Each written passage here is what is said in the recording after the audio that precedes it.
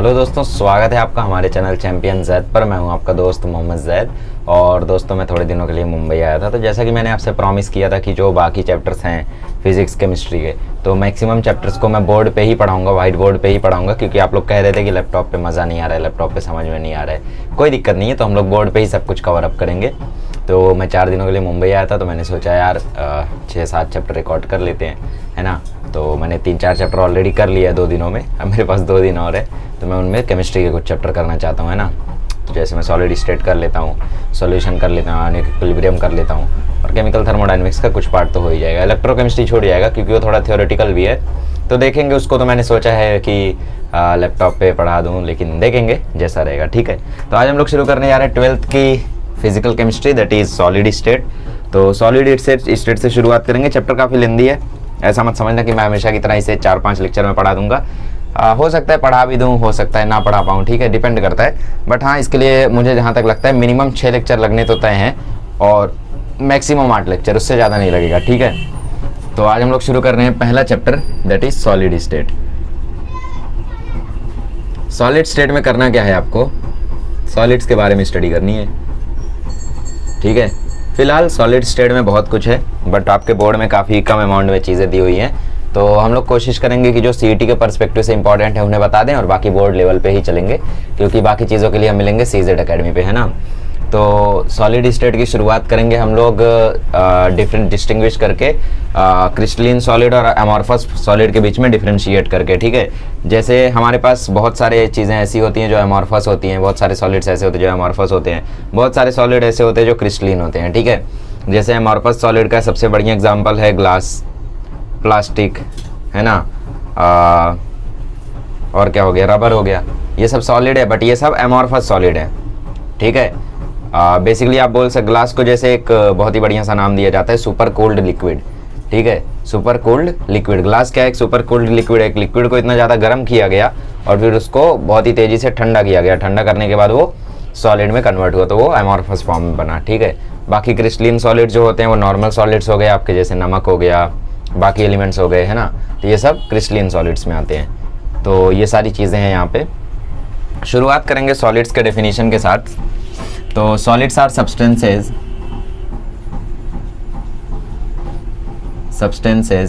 खाली आप लेक्चर को देखते जाओ, सुनते जाओ, नोट्स बनाते जाओ, ऐसे बस मूवी की तरह मत देखो लेक्चर को, क्योंकि मूवी इंटरेस्टिंग होती है और लेक्चर बोरिंग होता है। तो मूवी तो समझ में आ जाती है, बट याद नहीं रहता कुछ भी मूवी में भी, है ना। क्या तुम्हें सब कुछ याद रहता है? आई बेट बहुत कुछ तुम भूल जाते हो मूवी देखने के बाद, है ना। तो ये तो फिर भी लेक्चर है, उसको इंटरेस्ट के साथ देखते हो, उसके बाद भी भूल जाते हो। इसको तुम ऐसे सोए खोए देखते होगे तो क्या याद रहेगा यार। फिर बोलोगे मैं तेज़ पढ़ाता हूँ। मैं तेज़ नहीं पढ़ाता हूँ, तुम 2x करके देखते हो। मेरा जो 1x है वही उसी पे देखा करो वीडियोस को, जो लोग नहीं मैनेज कर पाते, ठीक है। वरना बोलोगे तेज़ पढ़ाते हो ये वो। तो जो 2x में देखते हो उन्हें लगता है मैं बहुत तेज़ पढ़ाता हूँ। तो यार 2x बना ही इसलिए ताकि आप स्पीड की गति को बढ़ा सको। अब यार अगर तुम उसे 2x कर दोगे तो मेरी स्पीड ऑलरेडी 1x में 2x जैसी है, तो 1x में पढ़ो, ज़्यादा बेटर रहेगा, है ना। बहुत सारे टीचर्स ऐसे जो बहुत स्लो पढ़ाते हैं, बहुत मैक्सिमम टीचर्स ऐसे ही हैं जो स्लो पढ़ाते हैं। तो आप उनका 2x करोगे तो आपको नॉर्मल लगेगा। अब वही आदत आप मेरे वीडियो में लगाते हो, फिर भूल जाते हो मैं चैंपियन जैद हूँ। तो मेरा 2x कर दोगे तो कैसे झेल पाओगे है ना। तो मेरा नॉर्मल स्पीड पे देखो या 1.5 पे जाओ मैक्सिमम। तो solids are substances having definite shape. इनका जो शेप होता है वो डेफिनेट होता है, मतलब एक प्रॉपर शेप होता है सॉलिड्स का। ऐसा नहीं है लिक्विड जैसा थोड़ी। अब लिक्विड को क्या आप बाउल में लोगे तो बाउल का शेप ले लेगा, प्लेट में डाल दोगे पानी को तो प्लेट का शेप ले लेगा, आप पानी को कहीं बॉल जैसे शेप में डाल दो तो बॉल का शेप ले लेगा। लिक्विड के साथ ऐसा नहीं होता। तुम लिक्विड को कहीं पर भी डालो, सॉलिड के साथ ऐसा नहीं होता। जैसे ये मेरा ढक्कन है, ये कैप है, इस कैप को मैं कहीं पर भी डालूँ ये कैप ही रहेगा, अपने डेफिनेट शेप में ही रहेगा, अपने डेफिनेट वॉल्यूम में ही रहेगा, ठीक है। जैसे गैस कैसी है, गैस को आप लोग जितने ज़्यादा बड़े कंटेनर में रखोगे वो उतना ज़्यादा वॉल्यूम ऑक्यूपाई कर लेगा। बट लिक्विड और सॉलिड के साथ ऐसा नहीं होता। सॉलिड लिक्विड का वॉल्यूम तो उतना ही होता है, भले वो अपना सरफेस एरिया बढ़ा लें, बट वॉल्यूम तो उतना ही होगा ना। तो बट गैस का ऐसा नहीं होता। गैस को आप 10 लीटर कंटेनर में डालोगे तो उनका वॉल्यूम आप 10 लीटर लोगे, आप उनको 5 लीटर कंटेनर में डालोगे तो उनका वॉल्यूम 5 लीटर लोगे, ऐसा होता है ना। तो वैसा सॉलिड के साथ नहीं होता। सॉलिड का एक डेफिनेट वॉल्यूम होता है, डेफिनेट शेप होता है, जो कि फिक्स्ड होता है, ठीक है। दे आर नॉन कंप्रेसिबल होते हैं, मतलब इनको आप लोग दबा नहीं सकते, ठीक है। And they have very high intermolecular force of attraction. देखो फोर्स ऑफ अट्रैक्शन ही पूरे चैप्टर का सबसे मेन पॉइंट है, क्योंकि जिस सॉलिड में जितना ज़्यादा फोर्स ऑफ अट्रैक्शन होगा वो सॉलिड उतना ही अच्छा सॉलिड कहलाएगा। कैसे? देखो जो गैसेस होती हैं वो गैसेस क्यों हैं? क्योंकि वो बिखरी हुई हैं, उनके बीच में कोई फोर्स ऑफ अट्रैक्शन है ही नहीं। लिक्विड है वो लिक्विड क्यों है? क्योंकि उनके बीच में फोर्स ऑफ अट्रैक्शन है बट एक हद तक है। सॉलिड सॉलिड क्यों है? क्योंकि उनके बीच में फोर्स ऑफ अट्रैक्शन बहुत ज़्यादा है। तो एक पार्टिकल दूसरे पार्टिकल से, एक मॉलिक्यूल दूसरे मॉलिक्यूल से बहुत ज़्यादा जुड़ा हुआ है, तो इसके कारण वो एक सॉलिड फॉर्म में, इसलिए वो नॉन कंप्रेसिबल है। गैस वैसे अपन कंप्रेस कर सकते हैं, है ना, बट ऐसा हम लोग सॉलिड के साथ नहीं कर सकते। तो ये नॉन कंप्रेसिबल होता है और इनका जो इंटरमॉलिक्यूलर फोर्स ऑफ अट्रैक्शन होता है वो बहुत ही ज़्यादा हाई होता है। ठीक है, और यही वजह है कि ये नॉन कंप्रेसिबल है। ना ही आप लोग इनको खींच सकते हो, ना ही आप इनको दबा सकते हो। ठीक है, तो फोर्स ऑफ अट्रैक्शन जितना जिस सॉलिड में ज़्यादा होगा वो उतना अच्छा सॉलिड कहलाएगा, क्योंकि कुछ कुछ सॉलिड ऐसे भी होंगे इनमें फोर्स ऑफ अट्रैक्शन उतना ज़्यादा नहीं होगा। तो इंटरमॉलिक्यूलर फोर्स ऑफ अट्रैक्शन अगर कम है तो हो सकता है मैं उस सॉलिड को कंप्रेस कर पाऊँ। तो एक अच्छा सॉलिड कौन कहलाता है? वो सॉलिड कहलाता है जिसमें हाई फोर्स ऑफ अट्रैक्शन होता है। ठीक है, तो ये हो गई सॉलिड्स की थोड़ी सी जानकारी। अब हम लोग देखते हैं दो टाइप्स ऑफ सॉलिड, एक होता है एमॉर्फस और एक होता है क्रिस्टलीन। ठीक है, इसके टाइप्स हम लोग अब पढ़ लेते हैं। एक होता है क्रिस्टलीन और एक होता है एमॉर्फस। तो क्रिस्टलीन और एमॉर्फस में क्या फ़र्क है वो हम लोग अभी देख लेते हैं यहाँ पे, और उनकी स्टडी हम लोग कर लेते हैं। उसके बाद हम लोग देखेंगे टाइप्स ऑफ सॉलिड्स। ठीक है, मतलब ionic solid, covalent solid, metallic solid, ये सब देखेंगे। चलिए अभी हम लोग डिस्टिंग्विश करते हैं between crystalline solids and amorphous solids. ठीक है, तो इनका डिस्टिंग्विश आपके लिए थोड़ा सा इंपॉर्टेंट है, बोर्ड एग्जाम में ना सही बट यूनिट टेस्ट वगैरह में आ सकता है। ठीक है, तो क्रिस्टलीन सॉलिड्स की खासियत क्या होती है कि जो रेगुलर अरेंजमेंट होती है कंस्टिट्यूएंट्स पार्टिकल्स की, regular arrangement of constituent particles exist for a long distance. मतलब जैसे ए बी करके किसी सॉलिड की अरेंजमेंट है, ठीक है, फिर NaCl करके किसी सॉलिड की अरेंजमेंट है, NaCl, है ना, तो यही ऑर्डर ये फॉलो करेगा, NaCl, तो यही ऑर्डर ये फॉलो करेगा और लॉन्ग डिस्टेंस तक यही ऑर्डर फॉलो करेगा। मतलब एक प्रॉपर अरेंजमेंट होती है क्रिस्टलीन सॉलिड्स की। ठीक है, वहीं एमॉर्फस सॉलिड्स की बात करें तो उनके साथ ऐसा नहीं है। उनके साथ क्या है, रेगुलर अरेंजमेंट तो होती है, अरेंजमेंट तो होगी ना यार, अरेंजमेंट नहीं होगा तो सॉलिड कैसे कहलाएगा। So regular arrangement of constituent particle is there, regular arrangement of constituent particles exist तो करती है, ठीक है, लेकिन शॉर्ट डिस्टेंस के लिए, एग्जिस्ट फॉर शॉर्ट डिस्टेंस। मतलब थोड़ी देर तक इन लोग रेगुलर अरेंजमेंट दिखाएंगे फिर अपना अरेंजमेंट तोड़ देंगे। कैसे? देखो, जैसे मान लो कोई सॉलिड है ए बी करके, तो ये ए बी ऐसा कर देंगे। ठीक है, बट आप लोग अगर ध्यान से देखो तो ए बी यहाँ तक ये सही अरेंजमेंट चला, फिर बी यहाँ भी ये अरेंजमेंट सही चला, लेकिन आगे चल के इन्होंने तोड़ दिया। तो रेगुलर अरेंजमेंट तो होती है लेकिन शॉर्ट डिस्टेंस के लिए होती है। आप ये नहीं बोल सकते कि इसमें इर्रेगुलर अरेंजमेंट होता है, वो भी सही होगा बट एक हद तक वो सही होगा। इर्रेगुलर अरेंजमेंट का मतलब ये हो गया कि पूरा ही इर्रेगुलर होता है। तो आप लोग ऐसा बोल सकते हो कि regular arrangement of constituent particle exist but for a short distance. ठीक है, दूसरी बात, इनको हम बोलते हैं ट्रू सॉलिड्स, क्योंकि ये जेन्युइनली सॉलिड्स हैं, और इनको हम बोलते हैं स्यूडो सॉलिड्स। स्यूडो सॉलिड्स क्यों? स्यूडो सॉलिड्स इसलिए क्योंकि ये सॉलिड होते नहीं है, ये होते सुपर कोल्ड लिक्विड। ठीक है, मतलब सॉलिड ये बाद में बनते हैं किसी तरीके से, मतलब अपने आप को दिखाते हैं कि ये सॉलिड हैं लेकिन है नहीं। ठीक है, तो ये हो गए हम लोगों के एमॉर्फस। तीसरा, मेल्टिंग पॉइंट इज फिक्स्ड। इनका मेल्टिंग पॉइंट क्या होता है? फिक्स्ड होता है कि भाई एक पर्टिकुलर टेम्परेचर पे आ जाओगे तो भाई ये पिघल जाएंगे। ठीक है, बट इनका मेल्टिंग पॉइंट रेंज में होता है, कभी कभी 10 डिग्री पे पिघल जाएंगे, कभी 12 डिग्री पे, सॉरी बहुत कम हो गया, इस पर तो जम जाने चाहिए। ठीक है, melting point is in range. Range मतलब क्या? रेंज मतलब 100 से 200 डिग्री दे देंगे इसकी रेंज, कि भाई इसके बीच में पिघला लो, ये कहीं पर तो पिघल जाएगा। लेकिन इसका फिक्स होगा, 150 डिग्री बोल दिया तो 150 डिग्री पे ही इसको मेल्ट होना है, बट इसका मेल्टिंग पॉइंट जो होता है वो एक रेंज में होता है। समझ में आ रहा है क्या फ़र्क? डिस्टिंग्विश करने आएगा तो उस समय फंसना मत। ठीक है, चौथी चीज़, डेल्टा एच फ्यूज़न, मतलब फ्यूज़न एंथैल्पी जो है वो भी इसकी फिक्स्ड होती है। फ्यूज़न एंथैल्पी समझते हो ना, वो एनर्जी जो फ्यूज़न के दौरान रिलीज होती है। ठीक है, डेल्टा एच फ्यूज़न, या फिर जो हमें देनी पड़ती है वो फिक्स्ड होती है, और इसकी डेल्टा एच फ्यूज़न रेंज में होती है। बेसिकली थर्ड पॉइंट का ही एक्सटेंडेड वर्जन है। जैसे आपको कभी 3 मार्क के लिए आ गया या 4 मार्क के लिए आ गया तो एक्स्ट्रा पॉइंट की जरूरत पड़ेगी ना, तो ये आप लोग लिख सकते हो। हाँ, बोर्ड एग्जाम में तो कम चांस है इसका आने का, लेकिन यूनिट टेस्ट वगैरह में पहली प्रायोरिटी टीचर्स की यही होती है कि भाई ये क्वेश्चन इन्हें दे दो स्टूडेंट्स को, ठीक है। अब इसका जो आप लोग तोड़ोगे, जब आप क्रिस्टलिन सॉलिड्स को तोड़ते हो तो इस पर शार्प कॉर्नर और एजेस आती हैं, sharp corner and edges on breaking. मतलब आप कभी भी क्रिस्टलिन सॉलिड को तोड़ोगे तो आपको शार्प कॉर्नर और एजेस मिलेंगे। मतलब जैसे आप लोग एक आयरन ले लो या कुछ भी ले लो जो एक ट्रू सॉलिड है, ठीक है, तो उसको जब आप कभी ब्रेक करोगे तो आपको एक प्रॉपर कॉर्नर मिलेगा। बट वहीं आप एक ग्लास को ब्रेक करो, चलो आपने ग्लास पे गोली मारी, आप ग्लास को गोली मारोगे, कोई छोटे छोटे टुकड़े में टूटा है, कोई बड़ा टुकड़ा टूटा है, और हर एक टुकड़े से आपको चोट लगने का पूरा चांस रहेगा, क्योंकि इर्रेगुलर रहते हैं वो, मतलब वो इस तरीके से टूटे होंगे, है ना। ये टूटेगा तो इसके एजेस एकदम शार्प होंगे, मतलब इस तरीके से होंगे एकदम, है ना। वहीं जब ग्लास टूटता है तो वो पता नहीं कौन सी बिल्डिंग बन जाती है ना। तो बेसिकली इसमें क्या होता है, इर्रेगुलर कॉर्नर वगैरह होते हैं, ठीक है, शार्प नहीं होते।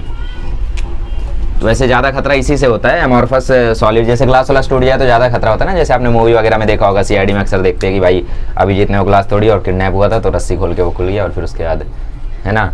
तो irregular shape, sharp, irregular corners and edges, corners and edges on breaking, ठीक है। अब छठवीं प्रॉपर्टी लिखा तो देता हूं लेकिन समझाऊंगा इसके बाद, ठीक है। ये होते हैं अनआइसोट्रॉपिक, अनआइसोट्रॉपिक इन नेचर। अब अनआइसोट्रॉपिक का मतलब क्या होता है? अनआइसोट्रॉपिक मतलब कि जब आप एक सॉलिड में जाते हो तो अगर वहां पे आप डायरेक्शन बदलोगे तो उस डायरेक्शन के साथ जो प्रॉपर्टीज होंगी, ठीक है, उस सॉलिड की जो प्रॉपर्टीज होंगी, कुछ प्रॉपर्टीज वो चेंज हो जाएंगी। जैसे सपोज आप इस लाइन में आप कोई चीज को क्या बोलते हैं आप लोग, मान लो आपके पास लेजर लाइट है, आपने इस लाइन में चलाया तो इस लाइन में वो सॉलिड अपना रिफ्रैक्टिव इंडेक्स कुछ और दिखाएगा। बट अगर आप लोग इस डायरेक्शन में उस लेजर लाइट को फायर करोगे तो यहाँ पे वो अपना रिफ्रैक्टिव इंडेक्स कुछ और दिखाएगा। तो जैसे जैसे आप डायरेक्शन बदलोगे वैसे वैसे उसकी कुछ कुछ प्रॉपर्टीज चेंज होंगी। जैसे मैंने एक रिफ्रैक्टिव इंडेक्स का एग्जांपल दिया, यही नहीं बहुत कुछ होता है। लेकिन वहीं आप बात करो ग्लास की, तो ग्लास में आप किसी भी डायरेक्शन से लेजर लाइट चला दो वो लाइट को उतना ही बेंड करेगा, इसीलिए हम लोग ग्लास स्लैब यूज करते हैं, और क्या ही यूज करेंगे वैसे। हाँ, ये भी बात है। तो ये आइसोट्रॉपिक होता है, तो ये खास बात होती है एमॉर्फस लिक्विड, एमॉर्फस सॉलिड्स की, कि ये आइसोट्रॉपिक होते हैं। मतलब आप डायरेक्शन कितना भी बदल लो बट ये अपनी प्रॉपर्टीज नहीं बदलते हैं, ठीक है। जैसे मतलब आप जब वाटर ले लो, वाटर तो चलो सॉलिड नहीं है, ग्लास ही ले लो, ग्लास बेस्ट एग्जांपल है। ग्लास में जब भी आप लेजर लाइट कहीं से भी किसी भी डायरेक्शन से चलाओगे तो वो लाइट को उतना ही बेंड करेगा जितना नॉर्मली बेंड करता है। आप इस डायरेक्शन कराओगे उतना ही करेगा, इतना इधर से कराओगे उतना ही करेगा। तो रिफ्रैक्टिव इंडेक्स बेसिकली इसका फिक्स्ड है। लेकिन कुछ कुछ सॉलिड्स ऐसे होते हैं जिनमें आप डायरेक्शन बदलोगे तो उनकी कुछ कुछ प्रॉपर्टीज बदल जाती हैं, ठीक है। तो वो आते हैं क्रिस्टलिन सॉलिड्स। क्रिस्टलिन सॉलिड्स अनआइसोट्रॉपिक होते हैं। एक ही नेगेटिव पॉइंट है, ऐसा याद कर सकते हो, वरना जनरली क्या होता है कि हम लोग देख रहे हैं सब पॉजिटिव पॉइंट क्रिस्टलिन के पास है तो हम इसी को आइसोट्रॉपिक लिख देते हैं। मतलब हमें तो कभी क्वेश्चन नहीं आया, लॉकडाउन में गया था हमारा 12वीं, लेकिन आपको ये क्वेश्चन आ सकता है। तो आपको ध्यान रखना है कि आइसोट्रॉपिक नहीं होता, ये एक ही नेगेटिव पॉइंट है क्रिस्टलिन के साथ और वो ये है, ये अनआइसोट्रॉपिक होता है। और एमॉर्फस सॉलिड आइसोट्रॉपिक होता है, ठीक है। एमॉर्फस सॉलिड अपनी प्रॉपर्टीज नहीं बदलता है डायरेक्शन के साथ। और बाकी सब तो आप लोग समझ ही गए होगे यार, सिंपल है। 6 पॉइंट्स लिखा दी मैंने, 3 मार्क्स के लिए इनफ है। और अगर फिर भी मार्क्स नहीं मिलते एग्जांपल दे दो। एग्जांपल क्या हो गया इसके? NaCl हो गया, NaF हो गया, MgO हो गया, ठीक है, MgO हो गया, डायमंड हो गया, ग्रेफाइट हो गया, सिलिकॉन हो गया, ये सब ट्रू सॉलिड्स हैं, एक्सेट्रा, ठीक है। अब आप अगर रिफ्रैक्टिव इंडेक्स का एग्जांपल देखो तो डायमंड का भी फिक्स्ड रहता है ना। तो रिफ्रैक्टिव इंडेक्स ही नहीं, बाकी सारी जो प्रॉपर्टीज होती है उनको भी हम लोग अगर मद्देनजर करेंगे तो वो भी हमें पता चलेगा, ठीक है। इसके बाद मैं थोड़ा सा एक्सप्लेन करने की कोशिश करता हूँ आपको अनआइसोट्रॉपिक बेसिकली ऐसा क्यों होता है, ठीक है। इस केस में क्यों प्रॉपर्टीज बदल जाती हैं और इस केस में प्रॉपर्टीज क्यों नहीं बदलती हैं वो मैं एक्सप्लेन करने की कोशिश करता हूँ इसके बाद। फिलहाल ये इसके एग्जाम्पल हो गए। इसके एग्जाम्पल लिख दो, ग्लास हो गया, ग्लास के ब्रैकेट में लिख दो सुपर कोल्ड लिक्विड, क्योंकि ये काफ़ी ज़्यादा चांस रहता है यार इसका आने का, ठीक है, बोर्ड में।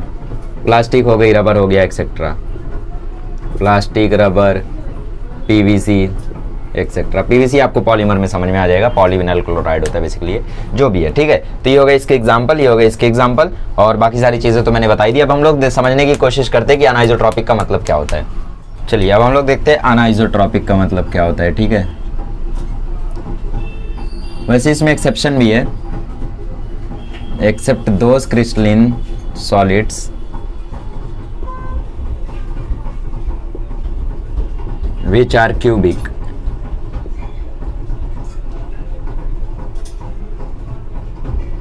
ठीक है, क्यूब वाले स्ट्रक्चर्स को छोड़ के जितने भी क्रिस्टलिन सॉलिड्स हैं सबके सब अनाइजोट्रॉपिक है। तो आप चाहें तो डिस्टिंग्विश बिटवीन में ये एक्सेप्शन का यूज़ कर सकते हैं। तो आपकी टेक्स्ट में मैंने अभी देखा कि भाई ऐसा एक्सेप्शन दिया हुआ है, ठीक है, तो इसको नोट करना बहुत ही ज़्यादा ज़रूरी है। तो डिस्टिंग्विश बिटवीन में नहीं था, तो आप लोग उसमें दोबारा से अब लिखा है अनाइजोट्रॉपिक इन नेचर, तो वहाँ पे ब्रैकेट में आप लिख सकते हैं cubic crystalline solids are exception. ठीक है, तो अनाइजोट्रॉपिक का मतलब क्या होता है? Certain properties of solids changes, certain properties of solids such as refractive index, ठीक है, मैकेनिकल स्ट्रेंथ, कंडक्टिविटी,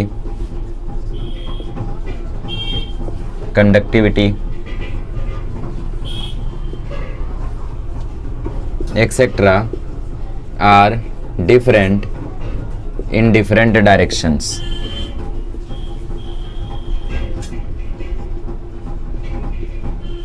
ठीक है, तो ये डिफरेंट होती हैं डिफरेंट डायरेक्शंस में। तो इसी चीज़ को हम लोग, इसी फिनोमिना को, इसी इवेंट को हम क्या बोलते हैं? अनाइजोट्रॉपिक। ठीक है, तो ऐसी प्रॉपर्टीज सॉलिड्स की जिनका मतलब डायरेक्शन बदलने से जो प्रॉपर्टीज जब बदल जाती हैं, तो ऐसे सॉलिड्स को हम क्या बोलते हैं? अनाइजोट्रॉपिक सॉलिड्स। ठीक है, अच्छा, एक और इसमें इंपॉर्टेंट चीज़ है जो आपको ध्यान रखना है कि भाई जो क्वार्ट्ज होता है, ठीक है, जैसे अभी आइसोमॉर्फिज्म और पॉलीमॉर्फिज्म में मैं आपको बताऊंगा, बट फिलहाल के लिए लिख दो, जो क्वार्ट्ज होता है वो क्रिस्टलिन होता है और जो क्वार्ट्ज ग्लास होता है वो एमॉर्फस होता है, एमॉर्फस होता है। चाहिए तो इसको भी आप डिस्टिंग्विश बिटवीन में ऐड कर सकते हो कि क्वार्ट्ज इज क्रिस्टलिन, फिर इसमें लिख देना क्वार्ट्ज ग्लास इज एमॉर्फस। ठीक है, वैसे बचकाना था बट ठीक है, 4 मार्क्स के लिए या 5 मार्क्स के लिए तो लिख सकते हो। तो क्वार्ट्ज क्रिस्टलिन होता है, क्वार्ट्ज ग्लास एमॉर्फस होता है। वैसे ग्लास देख के आप समझ ही जाओगे, बट क्वार्ट्ज का समझना मुश्किल होता है, तो इसको थोड़ी देर के लिए आप लोग नोट डाउन करके याद कर सकते हो। ठीक है, अभी हम लोग सॉलिड्स को क्लासीफाई करते हैं। किसके बेसिस पे हम लोग उनको क्लासीफाई करते हैं? कि भाई उनके बीच में फोर्स ऑफ अट्रैक्शन कौन सा है, इंटरेक्शन उनके बीच में कौन सा है, क्या उनके बीच में आयोनिक इंटरेक्शन है, क्या उनके बीच में कोवैलेंट इंटरेक्शन है। ठीक है, तो उसके बेसिस पे हम लोग सॉलिड्स को क्लासीफाई करते हैं। तो वो क्लासिफिकेशन देखते हैं हम लोग, बट उससे पहले आपके टेक्स्ट बुक में एक इंपॉर्टेंट पार्ट दिया गया, that is isomerism and polymorphism. तो उसका मीनिंग क्या है उसको भी हम लोग पहले समझ लेते हैं। ठीक है, चलिए, तो सबसे पहले यहाँ पे आपको दे रखा है आइसोमॉर्फिज्म। ठीक है, तो आइसोमॉर्फिज्म क्या होता है वो हम लोग देख लेते हैं। आइसोमॉर्फिज्म बेसिकली क्या होता है? ऐसे क्रिस्टल्स जो सेम स्ट्रक्चर के होते हैं। ठीक है, 2 और more crystals having same structure are called as isomorphs. ठीक है, 2 और more crystals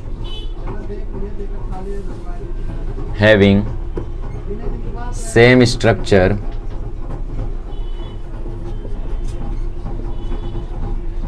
are called as isomorphs, या फिर आइसोमॉर्फ्स बोल सकते हो आप। ठीक है, आइसोमॉर्फ्स।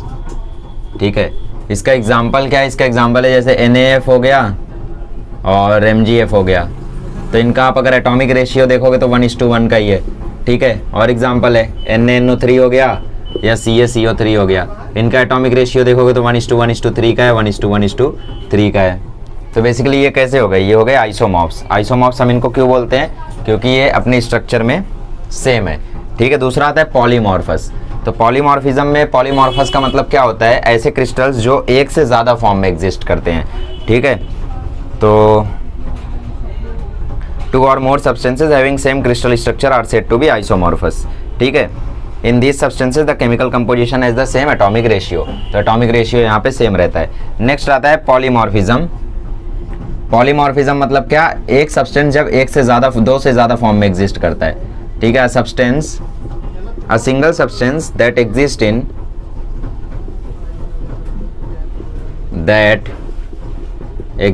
in 2 or more forms is called as isomorphous. ठीक है, अब इसका एग्जाम्पल क्या है? इसका एग्जाम्पल है अल्फा क्वार्ट्ज, बीटा क्वार्ट्ज और क्रिस्टाबोलाइट। ठीक है, ये सब किसके फॉर्म है? ये सब सिलिकॉन के ही फॉर्म है। ठीक है, स्पेलिंग देख लेता हूं मैं क्रिस्टाबोलाइट की। ठीक है, ओके, क्रिस्टोबलाइट, ओके सॉरी, क्रिस्टोबलाइट। ठीक है, तो ये बेसिकली सिलिका के ही अलग अलग फॉर्म्स है। तो सिलिका ऐसे अलग अलग फॉर्म्स में एग्जिस्ट करता है, तो इसीलिए हम लोग इसको क्या बोलते हैं? आइसोमॉर्फस। ठीक है, तो सिंपल है, नॉर्मल डेफिनेशन है, ज़्यादा कुछ नहीं हो सकता। आपको इनके बीच में डेफिनेशन पूछ ले, डिस्टिंग्विश बिटवीन नहीं आएगा क्योंकि इतने कंटेंट आपके टेक्स्ट बुक में दे नहीं रखा है, बट बाई चांस आ भी जाता है तो आप ये डेफिनेशन लिख दो और फिर उसके बाद आप ये एग्जाम्पल लिख दो, दैट्स इट, उतना काफ़ी है। ठीक है, चलिए आगे बढ़ते हैं और अब हम लोग स्टडी करते हैं टाइप्स ऑफ सॉलिड के बारे में। ये टाइम पास था थोड़ा सा। चलिए अभी हम लोग क्रिस्टलिन एमोर्फस सॉलिड बस वहीं तक था, थोड़ी सी जानकारी लेनी थी फिर इग्नोर करने देना था। अभी हम लोग पढ़ेंगे पूरा का पूरा क्रिस्टलिन सॉलिड्स के बारे में। ठीक है, तो based on the interaction between constituent particles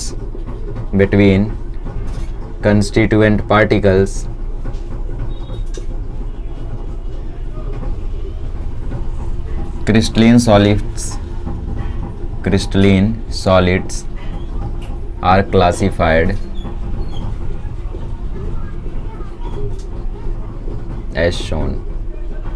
ठीक है, तो कैसा इंटरेक्शन है कंस्टिट्यूएंट पार्टिकल्स के बीच में, क्या उनके बीच में आयोनिक इंटरेक्शन है तो उनको हम आयोनिक सॉलिड बोलेंगे, मेटालिक इंटरेक्शन है तो मेटालिक सॉलिड बोलेंगे।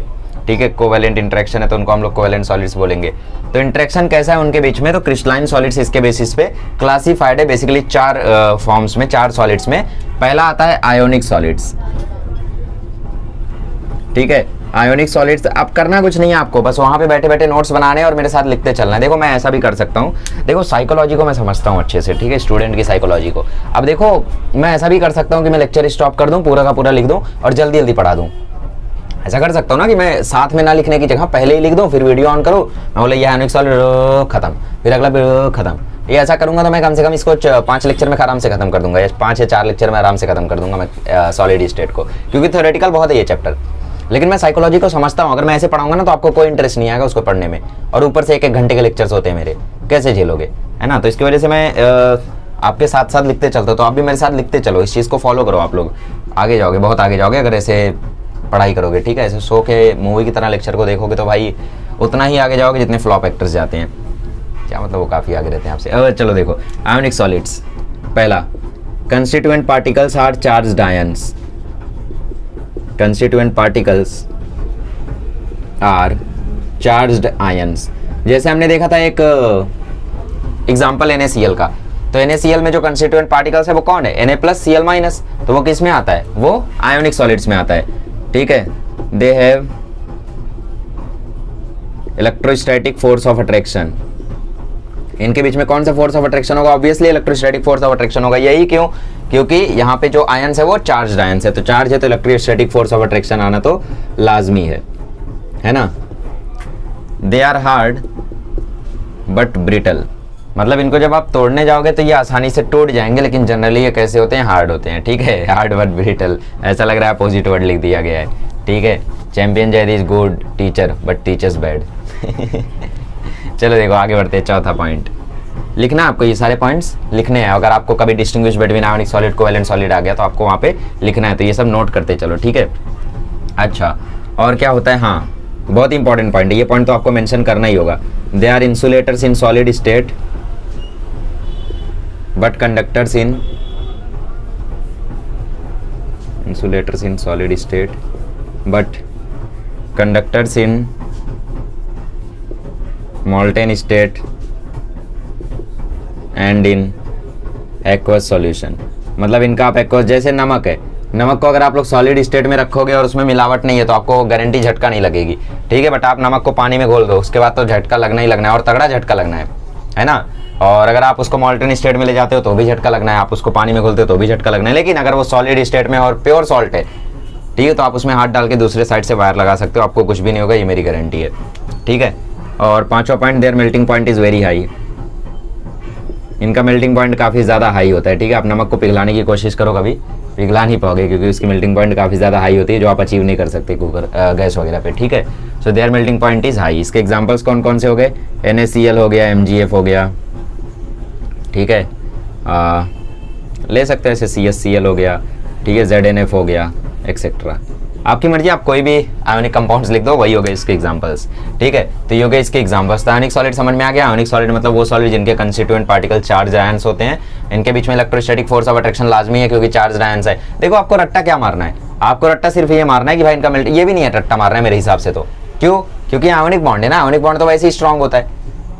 ठीक है, वीक कौन सा होता है, वीक होता है कोवेलेंट बॉन्ड। क्योंकि वहां पे हमेशा खतरा होता है कि दूसरा बंदा सारे इलेक्ट्रॉन्स लेके भाग ना जाए। आयोनिक सॉलिड में तो इलेक्ट्रॉन दे दिया है, ठीक है, इलेक्ट्रॉन दे चुके हो आप लोग। जैसे अभी आपका दोस्त है और आप हो, आपने कहीं एक जगह पर पैसे रखे हुए हैं, ठीक है, वो ना आपके पास है ना आपके दोस्त के पास है, तो चांस है कोई एक लेके भाग जाए, तो बॉन्ड वीक होगा। लेकिन सपोज आपने उसको कुछ पैसे उधार दे दिए, तो अब तो चांस ही नहीं वो कहीं भागे, उसको उधार तो चुकाना ही पड़ेगा। तो आपके बीच का जो बॉन्ड है वो काफी अच्छा रहेगा, फोन ऑन करते रहोगे आप लोग और कैसा है पैसा को लौटा रहे हैं ना।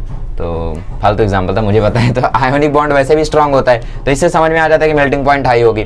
और आयोनिक बॉन्ड है तो कंस्टिट्यूएंट पार्टिकल चार्ज आयंस होने हैं, चार्ज आयंस है तो इलेक्ट्रोस्टैटिक फोर्स होनी है, ठीक है। मेरे हिसाब से रट्टा सिर्फ ये मारने वाली चीज है, ठीक है। और मैंने जो नमक वाला एग्जांपल दिया उससे आपको चौथा पॉइंट तो याद ही हो गया होगा। क्लियर, चलो आगे बढ़ते हैं। नेक्स्ट आपको दिया हुआ है कोवैलेंट सॉलिड्स, तो कोवैलेंट सॉलिड्स देख लेते हैं। चलिए नेक्स्ट आप लोगों को दिया हुआ है कोवैलेंट और नेटवर्क सॉलिड्स, ठीक है, covalent network crystals.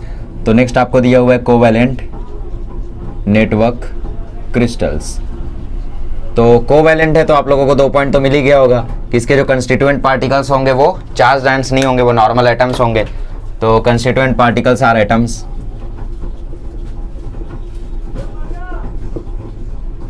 Constituent particles are atoms, ठीक है। दूसरा पॉइंट भी आपको मिल ही गया होगा कि भाई इनके बीच में कोवैलेंट बॉन्ड होगा, ठीक है, atoms are linked with covalent bond, ठीक है। और तीसरा पॉइंट मैं आपको बता देता हूं कि ये जो कोवैलेंट क्रिस्टल्स होते हैं ये बहुत ज्यादा हार्ड होते हैं। All covalent crystals are very hard except graphite, ठीक है। इसमें जो ग्राफाइट होता है वो हार्ड नहीं होता है। इनफैक्ट कि जो कोवैलेंट क्रिस्टल्स होते हैं, ठीक है, ये मोस्ट इनकम्प्रेसिबल सॉलिड्स में आते हैं। आप डायमंड को कभी कंप्रेस कर सकते हो क्या? हाइड्रोलिक प्रेस में लगाओगे टूट जाएगा, कंप्रेस नहीं होगा, है ना। They are most incompressible solids, in fact they are most incompressible solids, ठीक है। बस बट एक्सेप्शन है, बट एक्सेप्शन लिख देना एग्जाम में। एक्सेप्शन लिख दोगे तो टीचर का थोड़ा सा फोकस जाएगा, टीचर को भी लगेगा हाँ यार बच्चा थोड़ा स्मार्ट है ना। तो all covalent crystals are very hard except graphite. तो ग्रेफाइट का एक और एक्सेप्शन होगा, कौन सा? ऑल आर पुअर कंडक्टर्स या इंसुलेटर्स भी बोल सकते हो। वैसे तो इंसुलेटर होते हैं बट आपकी टेक्स्ट बुक में पुअर कंडक्टर वर्ड यूज हुआ है तो मैं पुअर कंडक्टर वर्ड यूज कर रहा हूँ। All are poor conductors of electricity except graphite, ठीक है। ग्रेफाइट कंडक्ट करता है तो इसलिए ये पॉइंट लिखना यहाँ पे ज़रूरी है, ठीक है। और मेल्टिंग पॉइंट की बात करें तो ये क्योंकि बहुत ही ज़्यादा इनकम्प्रेसिबल सॉलिड्स है तो ऑब्वियसली इनका जो मेल्टिंग पॉइंट होगा वो काफ़ी ज़्यादा हाई ही होगा, ठीक है। They are melting point very high, they have very high melting point, ठीक है। अच्छा तो एग्जांपल्स ले लो, चलो एग्जांपल्स ले लो। Diamond, graphite, quartz quartz basically, quartz क्या होता है? सिलिकॉन डाइऑक्साइड, ठीक है। और एग्जांपल ले लो बोरॉन नाइट्राइड एक्सेट्रा, ये सारे इसके एग्जांपल्स हो गए, किसके? कोवैलेंट क्रिस्टल सॉलिड्स के, ठीक है। तो इसके बारे में समझ में आया। कंस्टिट्यूएंट पार्टिकल्स इसमें एटम्स होते हैं, कोवैलेंट सॉलिड्स है तो इसका मतलब एटम्स किससे लिंक्ड होंगे? कोवैलेंट बॉन्ड से। सारे कोवैलेंट क्रिस्टल्स जो होते हैं वो बहुत ही ज़्यादा हार्ड होते हैं एक्सेप्ट ग्रेफाइट। इनफैक्ट इतने हार्ड होते हैं कि यही मोस्ट इनकम्प्रेसिबल सॉलिड्स में आते हैं, ठीक है। सारे के सारे पुअर कंडक्टर होते हैं इलेक्ट्रिसिटी के एक्सेप्ट ग्रेफाइट, और इनका मेल्टिंग पॉइंट काफ़ी ज़्यादा हाई होता है। इनका एग्जाम्पल है डायमंड, ग्रेफाइट, क्वार्ट्ज और बोरॉन नाइट्राइड एक्सेट्रा, ठीक है। 2 एग्जाम्पल लिख दो बहुत है, डायमंड, ग्रेफाइट एक्सेट्रा, चलेगा, ऐसा कोई वो नहीं है, ठीक है।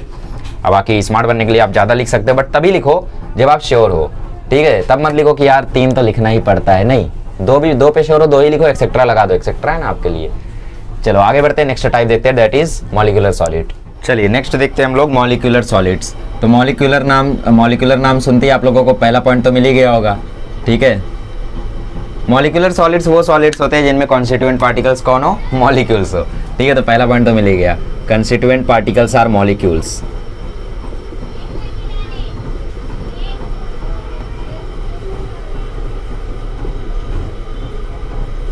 कंस्टिट्यूएंट पार्टिकल्स आर मॉलिक्यूल्स और दे आर हेल्ड टुगेदर, मतलब कंस्टिट्यूएंट पार्टिकल्स जो हैं वो साथ में रखे जाते हैं by various intermolecular forces. Intermolecular forces के बारे में आप अगर नहीं जानते हो तो आप स्टेट्स ऑफ मैटर शायद नहीं पढ़े हो लास्ट ईयर, या मेरा जो केमिकल बॉन्डिंग का लेक्चर है वो शायद आपने नहीं देखा है, या फिर स्टेट्स ऑफ मैटर में मैंने दोबारा बताया था कि कुछ लंडन फोर्सेज होती है जो एक मॉलिक्यूल को दूसरे मॉलिक्यूल के साथ लगती है ना, जैसे डाइपोल डाइपोल फोर्सेज हो गई है ना, वीक डाइपोल फोर्सेज आपने सुना होगा। और सबसे इंपॉर्टेंट इसमें होता है हाइड्रोजन बॉन्ड वाला फोर्स, ठीक है। तो वो सब किस में होती है? इंटरमॉलिक्यूलर फोर्सेज में आती है। तो डाइपोल से, हाइड्रोजन बॉन्ड से, ऐसे बॉन्ड से जब सॉलिड्स के पार्टिकल्स को साथ में रखा जाता है तो उनसे जो सॉलिड बनता है उसे हम बोलते हैं मॉलिक्यूलर सॉलिड, ठीक है। तीसरा point, they are very soft, क्योंकि यहाँ पे हाइड्रोजन बॉन्डिंग तो बहुत हार्ड होती है, क्योंकि यहाँ पे डाइपोल डाइपोल जिनमें बॉन्डिंग हो रही है तो वो बहुत ही ज़्यादा सॉफ्ट होते हैं, except but solids having hydrogen bond are hard. Solids having hydrogen bonding are hard, ठीक है। मतलब कैसा? वो सॉलिड्स जिनमें डाइपोल है, ठीक है, लंडन फोर्सेज हैं, वो काफ़ी ज़्यादा सॉफ्ट होते हैं, बट ऐसे सॉलिड्स जिनमें हाइड्रोजन बॉन्डिंग हो रखी है, ऐसे सॉलिड्स कैसे हैं? बहुत ही ज़्यादा हार्ड हैं, ठीक है। चौथी चीज़, दे आर इंसुलेटर्स या फिर poor conductor of electricity. They are poor conductors of electricity, ठीक है। और इसमें क्या ही लिख सकते हो आप लोग, ठीक है। इसमें चाहो तो जैसे टेक्स्ट बुक में आपको दे रखा है तीनों बॉन्ड्स के बारे में अलग अलग से, तो वैसा करके भी आप लोग लिख सकते हो। बाकी इसमें जनरली ऐसा कुछ होता नहीं है, ठीक है। बाकी इसके एग्जांपल्स की बात करें तो इसके एग्जांपल में जैसे लिख दो आर्गन लिख दो, HCl लिख दो, ठीक है, आयोडीन लिख दो, एक्सेट्रा कर दो, इनफ है, ठीक है। तो ये हो गए हमारे मॉलिक्यूलर सॉलिड्स। मॉलिक्यूलर सॉलिड्स मतलब ऐसे सॉलिड्स जिनमें कंस्टिट्यूएंट पार्टिकल, मतलब जो छोटे छोटे पार्टिकल्स है वो मॉलिक्यूल्स है, वो साथ में रखे जाते हैं अलग अलग इंटरमॉलिक्यूलर फोर्सेस से। वो काफ़ी ज़्यादा सॉफ्ट होते हैं, लेकिन ऐसे सॉलिड्स जिनमें हाइड्रोजन बॉन्डिंग हो वो काफ़ी ज़्यादा हार्ड होते हैं। और क्योंकि ये सॉफ्ट होते हैं तो ये आसानी से इलेक्ट्रिसिटी को कंडक्ट नहीं कर पाते, ठीक है। क्योंकि सॉफ्ट है इसका मतलब क्या है कि इंटरमॉलिक्यूलर फोर्स कमज़ोर है, और अगर फोर्स कमज़ोर है तो इलेक्ट्रिसिटी का ट्रांसफर कैसे होगा, ठीक है। तो they are poor conductors of electricity. जैसे जो आयोनिक सॉलिड्स थे उनको जब आप मोल्टेन स्टेट में लेकर आओ तो इंटरेक्शन थोड़ा सा प्रॉपरली होता है, कंडक्शन थोड़ा सा प्रॉपरली होता है, बट इस केस में ऐसा नहीं है ना। तो they are poor conductors of electricity. और इसके एग्जांपल्स ले लो, आर्गन हो गया, HCl हो गया, I2 हो गया, एक्सेट्रा, ठीक है। इस एग्जांपल शायद दिया नहीं आपकी टेक्स्ट बुक में, ठीक है, मैंने दे दिया, ठीक है। एक पॉइंट छोड़ गया यहाँ पे, दे हैव लो मेल्टिंग पॉइंट, ठीक है, क्योंकि बहुत ही ज़्यादा सॉफ्ट है तो इनका मेल्टिंग पॉइंट काफ़ी ज़्यादा कम होगा। और इसका एक प्रोमिनेंट एग्जांपल जो आपको लिख लेना चाहिए वो है H2O आइस का, ठीक है।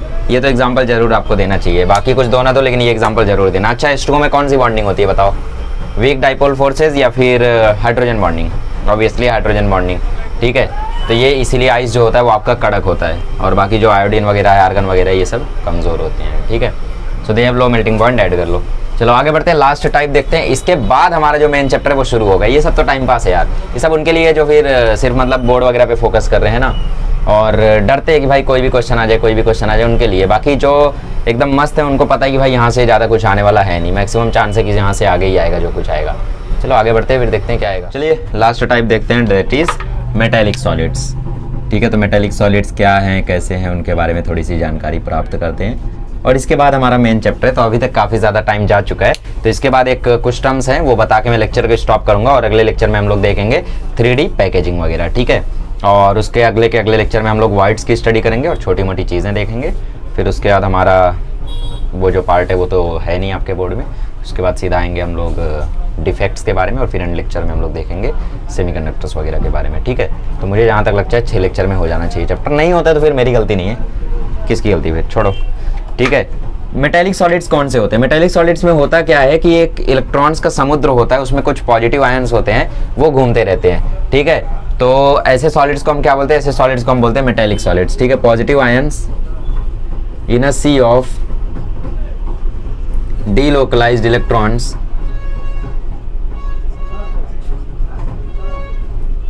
इन कंस्टिट्यूएंट पार्टिकल्स। मतलब कंस्टिट्यूएंट पार्टिकल्स में क्या होते हैं? पॉजिटिव आयंस जो कि घिरे हुए होते हैं डीलोकलाइज्ड इलेक्ट्रॉन से, वो क्या होते हैं? हमारे कंस्टिट्यूएंट पार्टिकल्स होते हैं, ठीक है। और दूसरा पॉइंट क्या लिख सकते हो आप लोग? They have metallic bonding, obviously metallic solid है तो मेटेलिक बॉन्डिंग होगी, दे हैव मेटेलिक बॉन्डिंग, ठीक है। तीसरी चीज़, their melting point is fairly high, ठीक है। मेल्टिंग पॉइंट इनकी जो होती है वो उतनी ज़्यादा तो नहीं होती है, बट फेयरली आप लोग बोल सकते हो ज़्यादा होती है। Their melting point is fairly high, ठीक है। और ये कंडक्ट करते हैं इलेक्ट्रिसिटी को, चाहे सॉलिड स्टेट में हो चाहे मॉल्टेन स्टेट में हो। दे आर या फिर they conduct electricity in solid state and molten state, दोनों के दोनों स्टेट में ये इलेक्ट्रिसिटी को कंडक्ट करते हैं। और क्योंकि ये मेटल्स हैं तो ये हार्ड तो होते हैं बट डक्टाइल और मेलिएबल होते हैं, ठीक है। दे आर हार्ड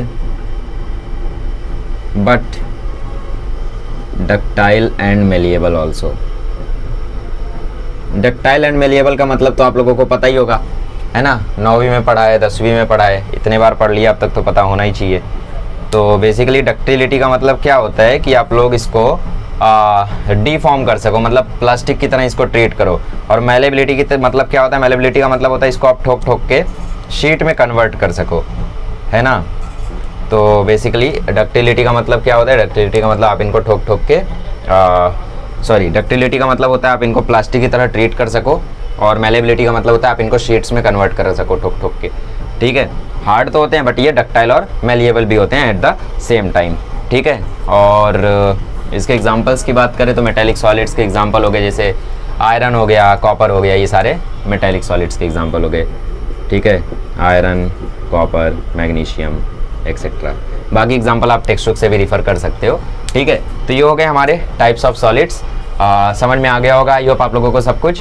अब आगे बढ़ते हैं और हम लोग देखते हैं सॉलिड स्टेट में कौन कौन सी टर्म्स का हमें ध्यान रखना है ताकि हमें कन्फ्यूज़न ना हो, है ना। क्योंकि अगर मैं आप लोगों को अभी से बेसिक बता दूंगा तो आप लोगों को चैप्टर समझने में आसानी होगी। तो अभी तक जो कुछ भी चल रहा था सब कुछ थ्योरेटिकल था, अभी जो कुछ आएगा वो सब काफ़ी ज़्यादा माइंड वाला होगा। सुना होगा आपने अपने दोस्तों से कि सॉलिड स्टेट तेरा दिमाग खराब कर देगा, नहीं करेगा, चैंपियंस है तुम्हारे साथ है।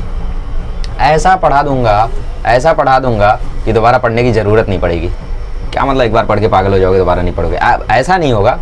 अच्छे से पढ़ाऊंगा, समझ में आ जाएगा, इसीलिए दोबारा नहीं पढ़ोगे, ठीक है। देखो पढ़ा ही ऐसे करो कि भाई दोबारा मेरा लेक्चर ना देखना पड़े, ऐसे पढ़ लो कि दोबारा न्यूमेरिकल जब करने बैठो तो लेक्चर में ना आना पड़े तुम्हें। और न्यूमेरिकल भी बढ़िया बढ़िया यार, अभी करते हैं, चलो ठीक है आगे बढ़ते हैं और शुरू करते हैं अब हम लोग important terms involve in solid states. चलिए अभी हमें डिस्कस करना है इंपॉर्टेंट टर्म्स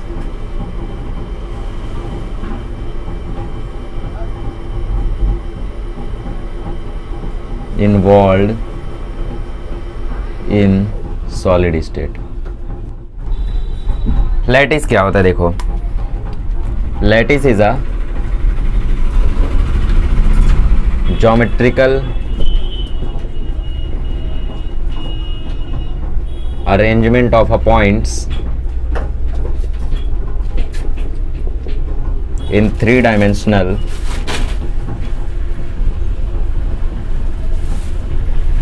periodic array, ठीक है। लैटिस क्या होता है, लैटिस होती है एक ज्योमेट्रिकल अरेंजमेंट, किन की, कुछ पॉइंट्स की, थ्री डायमेंशनल पीरियोडिक अरे, मतलब एक प्रॉपर रेगुलरिटी के साथ ये अरेंज होते हैं। जैसे मैं एग्जांपल दूं तो A B C A B C A B C A B C A B C, इसी प्रकार से ये प्रॉपरली ऐसे अरेंज होते हैं पार्टिकल्स, ठीक है। तो ये बेसिकली क्या है, ज्योमेट्रिकल अरेंजमेंट है, ठीक है। और ये जो अरेंजमेंट होती है थ्री डायमेंशनल अरेंजमेंट होती है, साथ ही पीरियोडिक होती है। तो ये अरे मतलब एक लाइन में होती है ये बेसिकली, तो पीरियोडिक होती है मतलब रिपीट होते रहती है, ठीक है। तो ये होता है लैटिस। सबसे पहला पॉइंट लैटिस क्या है, आप बेसिकली ऐसा समझ सकते हो, चलो यूनिट सेल बताता हूँ उसके बाद आप लोग शायद समझ जाओगे, मतलब उसके बाद मैं एग्जांपल दूंगा तो ज़्यादा अच्छा लगेगा, ठीक है। तो नेक्स्ट आता है unit cell.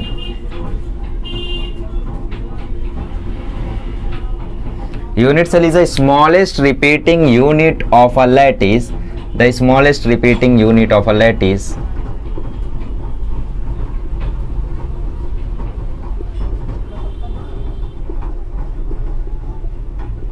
is called unit cell, ठीक है। तो यूनिट सेल क्या है बेसिकली, यूनिट सेल क्या है बेसिकली, स्मॉलेस्ट रिपीटिंग यूनिट है किसी भी एक लैटिस का, ठीक है, उसे हम क्या बोलते हैं, यूनिट सेल बोलते हैं। जैसे कि यहाँ पे आप लोगों को the smallest repeating structural unit of a crystalline solid, ठीक है। तो लैटिस की जगह क्रिस्टलिन सॉलिड कर दो, बाकी भावनाएं वही रहेंगी, क्योंकि क्रिस्टलिन सॉलिड भी क्या है, एक लैटिस ही है, लेकिन फिर भी डेफिनेशन में ऐसा कहा जाता है कि आप लोग अगर सेम टू सेम नहीं लिखोगे तो नंबर कट जाएंगे। तो smallest repeating structural unit of a crystalline solid is called unit cell. ठीक है, तो इसको ऐसे समझो, देखो समझ लो यूनिट सेल एक ईंट है और लैटिस उन ईंटों की दीवार है। ठीक है, यूनिट सेल क्या है, एक ईंट है और लैटिस क्या है, उन ईंटों की दीवार है। अब समझ में आ गया होगा कि यूनिट सेल क्या है और लैटिस क्या है। तो अगर मुझे इस लैटिस की स्टडी करनी है, उस दीवार की स्टडी करनी है, तो क्या मैं इस यूनिट सेल की स्टडी करके उस दीवार के बारे में नहीं बता सकता हूँ? बिल्कुल बता सकता हूँ। मैंने देखा कि भाई ईंट पे मैं हथौड़ा मारे जा रहा हूँ, टूट नहीं रहा ईंट, ठीक है, और साथ ही में मैंने जब उस पर खरोच मारी तो कोई भी वहाँ पे पाउडर वगैरह ईंट से नहीं निकल रहा है, तो मैं ये बोलूँगा कि हाँ भाई ये जो दीवार है ये काफ़ी साल तक चलेगी, है ना। जैसे एक दीवार थी जिसको 49 साल हो गए फिर भी चले ही जा रही है, मेरी फेवरेट भी है वन ऑफ द। ठीक है, तो जो समझ पाए ठीक है, बाकी जो नहीं समझ पाए कमेंट कर दो। चलो देखो फालतू बातें नहीं। तो लैटिस क्या है, एक ज्योमेट्रिकल अरेंजमेंट है पॉइंट्स का 3 डायमेंशन में, और उसमें जो पॉइंट्स है वो क्या है, यूनिट सेल है।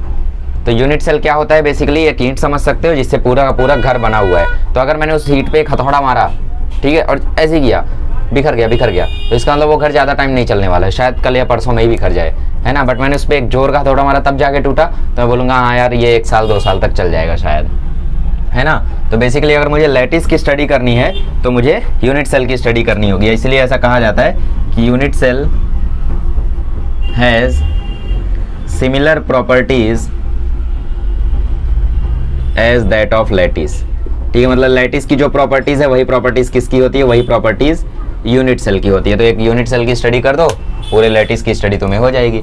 जैसे एक बहुत ही तगड़ी कहावत है कि भाई अगर आपको दुनिया को समझना है तो सबसे पहले खुद को समझो, है ना, क्योंकि आपने अगर खुद को समझ लिया तो आपने दुनिया को समझ लिया, क्योंकि आप ही मैं। ठीक है, तो आई होप आप लोगों को यूनिट सेल और लैटिस क्लियर हो गया होगा। तो यही सबसे इंपॉर्टेंट था। अब छोटी मोटी बातें हैं, जैसे तीसरा है लैटिस पॉइंट, या फिर इसको कई सारे लोग लैटिस साइड भी बोलते हैं। तो ये बेसिकली वो लोकेशन होती है, ठीक है, एटम की वो लोकेशन होती है, location of the atom which is depicted by a point. Location of the atom which is depicted by a point is called lattice point.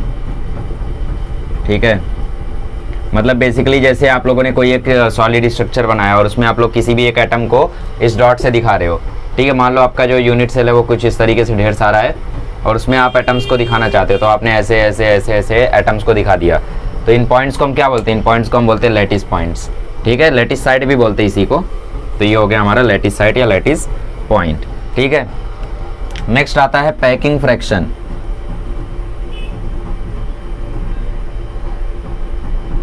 Packing fraction मतलब क्या होता है, ये बहुत ज़्यादा इंपॉर्टेंट है। इसमें इंपॉर्टेंट जो है वो मार्क कर रहा हूँ मैं। ठीक है, ये सारी चीज़ें आपको ध्यान रखनी है क्योंकि नेक्स्ट लेक्चर में यही सब पे हमें काम करना है, समझ रहे हो। ये तो अभी मैं कहानियाँ बता रहा हूँ, अगले साल में तो इन अगले लेक्चर में तो हमें इन कहानियों पे काम करना है। तो packing fraction in a unit cell complete space is not occupied by constituent space, complete space is not occupied by constituent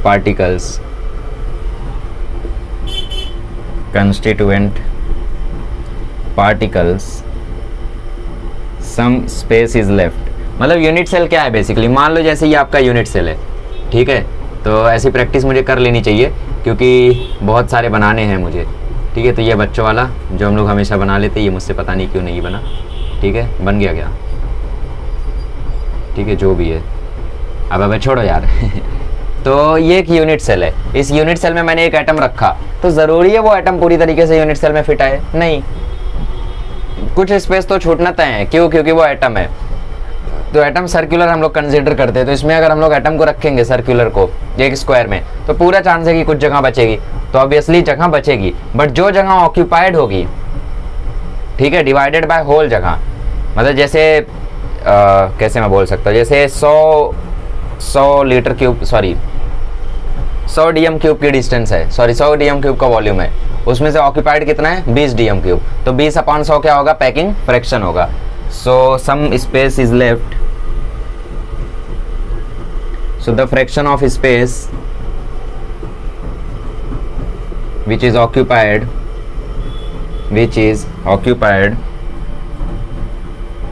is called packing fraction। ठीक है, पैकिंग फ्रैक्शन मतलब क्या, वो फ्रैक्शन ऑफ स्पेस जो कि ऑक्यूपाइड है, is called packing fraction. और इसी पैकिंग फ्रैक्शन को हम हमेशा लिखेंगे PF से, तो नाराज मत होना। और अगर हम PF को 100 से मल्टीप्लाई कर दे तो हमें मिल जाती है पैकेजिंग एफिशिएंसी, जो कि आगे हम लोग काफ़ी ज़्यादा चर्चा करेंगे। पैकेजिंग एफिशिएंसी क्या होती है? बेसिकली पैकिंग फ्रैक्शन का परसेंट निकालना होता है। मतलब जैसे 7/10 स्पेस ऑक्यूपाइड है तो आप इसका परसेंट कितना हो? 70%। तो जो 70% है वो क्या है? पैकेजिंग एफिशिएंसी है। ठीक है, तो ऑब्वियसली ये पैकेजिंग एफिशिएंसी वाला टर्म आप लोग को ध्यान रखना है क्या होता है, क्योंकि आपको इसी पे काम करना है। पैकिंग फ्रैक्शन तो ऐसे ही लिखा दिया, बट टेक्स्ट बुक में पैकेजिंग एफिशिएंसी यूज हुई है हर जगह। ठीक है, तो काफ़ी सुंदर सा मैंने आपको समझाया, आई होप समझ में आया होगा। नोट करते जाओ, आगे बढ़ते और कुछ चीज़ें और है अभी, तो बहुत सारी चीज़ें समझाता हूँ मैं आपको। अच्छा देखो, एक और चीज़ थी यार, मैंने सोचा यहीं बता दूँ, वो होता है वॉइड फ्रैक्शन। ठीक है, वॉइड फ्रैक्शन, वॉइड मतलब होता है खाली जगह। ठीक है, सो वॉइड फ्रैक्शन क्या होगा आप खुद जानते हो। जो जगह ऑक्यूपाइड है 1 से माइनस कर दो उसे, तो 1 माइनस पैकिंग फ्रैक्शन कर दोगे तो आपको मिल जाएगा वॉइड फ्रैक्शन। कैसे? अगर 7/10 स्पेस ऑक्यूपाइड है तो अनऑक्यूपाइड कितनी होगी? 3/10। ये 3/10 तुम निकाल तो रहे हो, बट कैसे निकाल रहे हो? 1 से माइनस कर रहे हो ना 7/10 को, तभी तो आ रहा है 3/10, है ना। तो ये समझने की चीज़ें हैं, रट्टा मारने की चीज़ें नहीं है। तो वॉइड फ्रैक्शन होता है 1 माइनस पैकिंग फ्रैक्शन। और वॉइड एफिशिएंसी जैसा कुछ भी नहीं होता है, बट कुछ टाइप के वॉइड्स होते हैं जो हम लोग आगे स्टडी जरूर करेंगे। ठीक है, तो वॉइड फ्रैक्शन होता है 1 minus packing fraction. I hope you would have understood. ठीक है, आगे बढ़ते हैं। अभी हम लोग देख लेते हैं कुछ और चीज़ें 2-3, और उसके बाद हम लोग स्टडी करेंगे 1 डायमेंशनल पैकिंग की और फिर 2 डायमेंशनल पैकिंग की। ठीक है, क्योंकि वो छोटे छोटे हैं, 7-8 मिनट में हो जाएंगे। तो अगले लेक्चर में हम लोग 3D पैकेजिंग स्टार्ट करेंगे। आज हम लोग 1D 2D करेंगे। ठीक है, चलिए अभी हम लोग देखते हैं कोऑर्डिनेशन नंबर क्या होता है। इंपॉर्टेंट चीज़ है कोऑर्डिनेशन नंबर। तो कोऑर्डिनेशन नंबर क्या होता है? Number of nearest atoms, number of nearest neighbour atoms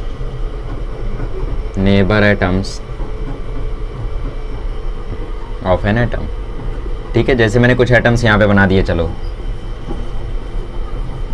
मुझे इस एटम का कोऑर्डिनेशन नंबर बताओ। 1 2 3 4, तो 4 एटम से ये जुड़ा हुआ है तो इसका कोऑर्डिनेशन नंबर हुआ 4। ठीक है, मैंने कुछ और अरेंजमेंट बना दी। चलो इसका मुझे कोऑर्डिनेशन नंबर बताओ, कितना आया? 1 2 आया। ठीक है, इसका कोऑर्डिनेशन नंबर बताओ, कितना आया? 1 2 3, तो 3 आया इसका कोऑर्डिनेशन नंबर। तो कोऑर्डिनेशन नंबर मतलब जो जुड़े हुए हैं उस एटम से, सबसे नियरेस्ट नेबर एटम्स जो हैं उनको काउंट कर लो, वो हो गए उसके कोऑर्डिनेशन नंबर। ठीक है, और एक और चीज़ आती है जो बहुत ज़्यादा इंपॉर्टेंट है, ये भी इंपॉर्टेंट है खैर, ये आता है rank of unit cell. Rank of unit cell बोल सकते हो या फिर नंबर ऑफ पार्टिकल्स बोल सकते हो। इसको हम Z से डिनोट करेंगे, बट आपकी टेक्स्ट बुक में इसको स्मॉल n से डिनोट किया हुआ है। ठीक है, ये होता है number of effective particles in unit cell. Number of effective particles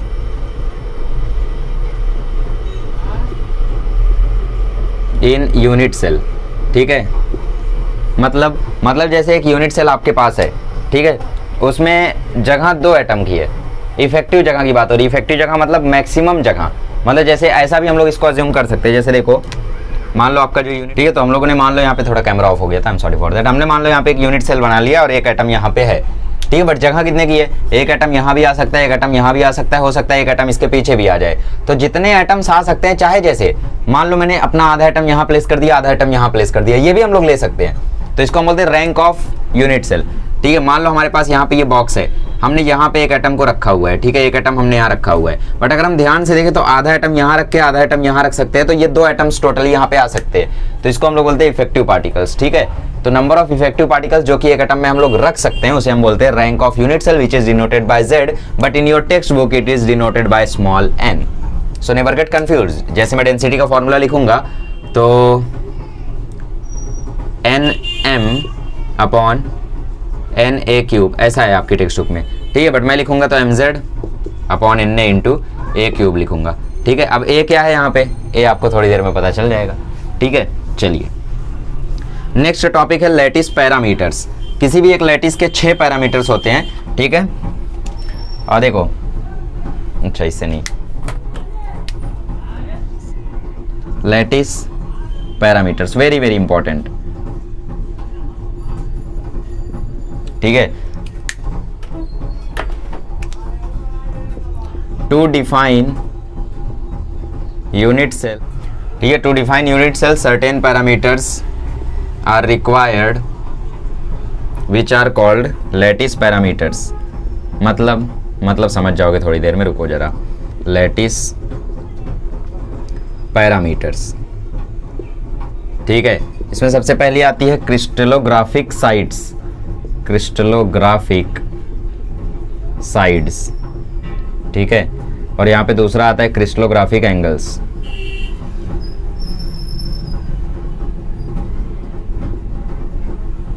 crystallographic को हम डिनोट करते हैं ए बी सी से, एंगल को डिनोट करते हैं अल्फा बीटा मामा गामा से, ठीक है। और एंगल को हम लोग इंटरफेशियल एंगल भी बोलते हैं। सो कहीं पर अगर ऐसा वर्ड भी दिख जाए तो कंफ्यूज मत होना, या स्मार्ट बनने के लिए आप खुद बोल देना यार इंटरफेशियल एंगल बता ज़रा, तो सामने वाला कंफ्यूज है इंटरफेशियल एंगल क्या होता है। तो आप लोग वैसे तो उसे ये भी नहीं पता होगा क्रिस्टलोग्राफिक एंगल, क्योंकि मैक्सिमम इंस्टीट्यूट में ऐसे ही सिखा देते हैं कि सॉलिड्स में जो एंगल होता है उसे अल्फा बीटा गामा बोलते हैं, जो साइड होता है वो ABC बोलते हैं, नाम ये होता है, ठीक है। जैसे देखो कोई भी अगर लैटिस है तो उसके एक्सिस की कुछ ना कुछ डिस्टेंस होगी। मान लो उसकी एक्स एक्सिस की डिस्टेंस है A, Y एक्सिस की डिस्टेंस है B, Z एक्सिस की डिस्टेंस है C, ऑब्वियसली होगी, ठीक है। मान लो उसका X और Y एक्सिस के बीच में एंगल है अल्फा, Y और Z के बीच में है बीटा, और Z और X के बीच में है गामा। तो बेसिकली जो एंगल होता है उनका और जो साइड्स होती है उन्हें हम क्या बोलते हैं, क्रिस्टलोग्राफिक साइड्स और क्रिस्टलोग्राफिक एंगल्स। जैसे एक एग्जांपल लेते हैं हम, एक एग्जांपल लेते हैं। सपोज आपके पास एक मैच बॉक्स है, थोड़ी देर के लिए अज्यूम करो वो कोई सॉलिड है, ठीक है। तो आपकी जो मैच बॉक्स है मान लो वो एक डायमंड की सॉलिड है, ठीक है। तो आप मैच बॉक्स में देखोगे तो वो कुछ ना कुछ पार्ट उसका Z एक्सिस में है, कुछ ना कुछ पार्ट उसका X एक्सिस में है, और सॉरी कुछ ना कुछ पार्ट उसका Y एक्सिस में है। ऐसे मैच बॉक्स कैसी होती है, ध्यान से देखो, मैच बॉक्स ऐसी होती है अगर उसको साइड से देखो, है ना, तो उसका कुछ ना कुछ पार्ट Y एक्सिस में है, और कुछ ना कुछ पार्ट X एक्सिस में है, और कुछ ना कुछ पार्ट Z एक्सिस में भी है। बट अगर आप उसमें ध्यान से देखोगे तो X एक्सिस वाली जितनी लेंथ है वो Y एक्सिस के इक्वल नहीं है, और जो Y एक्सिस वाली लेंथ है वो Z एक्सिस के इक्वल नहीं है ना, तीनों लेंथ आपस में इक्वल नहीं है। और एंगल की बात करो तो उसमें सारे के सारे एंगल 90 डिग्री हैं। अगर आप उसके X और Y के बीच में देखोगे 90 डिग्री, ठीक है। Y और Z के बीच में देखोगे वो भी 90 डिग्री, बट Z और X के बीच में देखोगे तो वो 180 डिग्री हो जाता है, क्योंकि Z ऐसे है और जो X है Z एक्सिस ऐसे है ना, इस तरीके से मैच बॉक्स में, और जो Z X एक्सिस है वो ऐसे है, तो इनके बीच में ऑब्वियसली एंगल या तो 0 या तो 180 पॉसिबल है, ठीक है। तो एक्सिस पे डिपेंड करता है आप एक्सिस कैसे ड्रॉ करते हो। तो अब आपको समझ में आ रहा होगा कि ABC और अल्फा बीटा गामा क्या है, और ABC अल्फा बीटा गामा के ही बेसिस पे हमने सॉलिड्स को डिवाइड किया है 7 टाइप में, ठीक है। Monoclinic, triclinic, cubic, rhombohedral, orthorhombic, tetrahedral, ऐसे हम लोगों ने कई सारे सॉलिड्स में डिवाइड किया है उन्हें, ठीक है। तो टेट्राहेड्रल तो नहीं, आई एम सॉरी फॉर दैट, ठीक है। तो ऐसे तरीके से हम लोगों ने डिवाइड किया हुआ है उन्हें, तो वो हम लोग स्टडी करेंगे अगले लेक्चर में। फिलहाल ये आप लोगों को समझ में आया होगा आई होप, ठीक है। अभी हम लोग जो 3D में करने वाले हैं उसका एक बेसिक वर्जन 1D और 2D में कर लेते हैं, ताकि आपको थोड़ा सा एक्सपीरियंस मिल जाए और आप लोग कर सको, है ना। चलिए मैं आप लोगों को 1D अरेंजमेंट करके उसकी स्टडी करके दिखाता हूँ कि आखिर करते कैसे हम लोग ये सब। आइए देखते हैं अभी हम लोग पैकिंग इन 1D, मतलब हम लोग इस चैप्टर में क्या करने वाले हैं उसका छोटा सा टीजर देके आप लोगों को जाता हूँ। काफ़ी देर से पढ़ा रहा हूँ मुझे पता है, बट ज़्यादा कुछ पढ़ाया नहीं है देखो तो, और बहुत कुछ पढ़ा दिया है। इसको अगर मैं लैपटॉप पे पढ़ाता कम से कम 3 लेक्चर जाते हैं, इसीलिए मैंने खुद ने लैपटॉप पे पढ़ाना छोड़ दिया। देखो पैकिंग इन 1D अगर मैं बताऊँ, ठीक है, तो ये 1D अरेंजमेंट है। इस पर अगर आप कुछ ना कुछ डिफाइन करना चाहते हो तो बस यही कर सकते हो, ठीक है, कि भाई जो A होता है वो 2R के इक्वल होता है। मतलब जैसे ये अगर इस यूनिट सेल का जो सॉरी इस एटम का अगर ये रेडियस है, ठीक है, A क्या होता है बेसिकली, A होता है डिस्टेंस बिटवीन 2 एटम्स। A क्या होता है, डिस्टेंस बिटवीन 2 एटम्स। तो अगर आप A की बात करो तो ये हो गया 2R, ठीक है। तो कोऑर्डिनेशन नंबर की बात कर लो, कोऑर्डिनेशन नंबर इसका 2 हो गया, एक एटम से 2 से जुड़ा हुआ है, ठीक है। बाकी इसमें Z वगैरह की आप बात कर नहीं सकते क्योंकि 1D अरेंजमेंट है, ठीक है। मतलब ओवरऑल ये बकवास है जो कि आप लोगों को बस ऐसे ही मैं दिखा रहा था। मेन चीज़ दिखा दो पैकिंग इन 2D। चलिए अभी हम लोग देखते हैं पैकिंग इन 2D।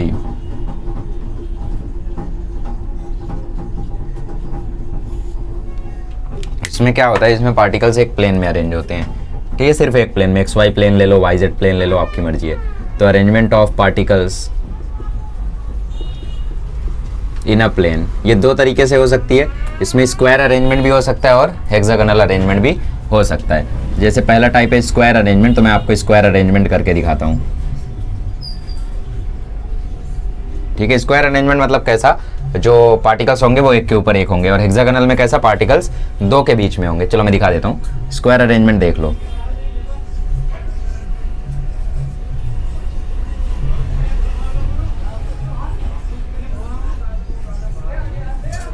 ठीक है। तो ये हो गई स्क्वायर अरेंजमेंट। इसमें ऐसा नहीं है कि स्क्वायर शेप का होगा, ठीक है, ऐसा मत समझना कि एटम्स जो है वो मिलकर स्क्वायर शेप बनाएंगे ना। स्क्वायर अरेंजमेंट मतलब पार्टिकल्स जो होंगे वो एक के ऊपर एक होंगे, जो कंस्टिट्यूएंट पार्टिकल्स होंगे, ठीक है। तो इसमें हम लोगों को स्टडी क्या करनी होती है, देखो हर एक यूनिट सेल की, हमें इसमें से कोई एक यूनिट सेल उखाड़ लेना होता है, हमें उस यूनिट सेल का पैकिंग एफिशिएंसी निकालना होता है, हमें उसका कोऑर्डिनेशन नंबर निकालना होता है, ठीक है, हमें ये सब फाइंड आउट करना होता है उस यूनिट सेल के बारे में। तो यहाँ से मैं कहीं से एक यूनिट सेल उठा लेता हूँ, मान लो मैं यूनिट सेल उठा लेता हूँ यहाँ से, ठीक है, मैंने यहाँ से यूनिट सेल निकाल लिया। अब इसके लिए मुझे कितने पैरामीटर्स की ज़रूरत पड़ेगी ये बताओ।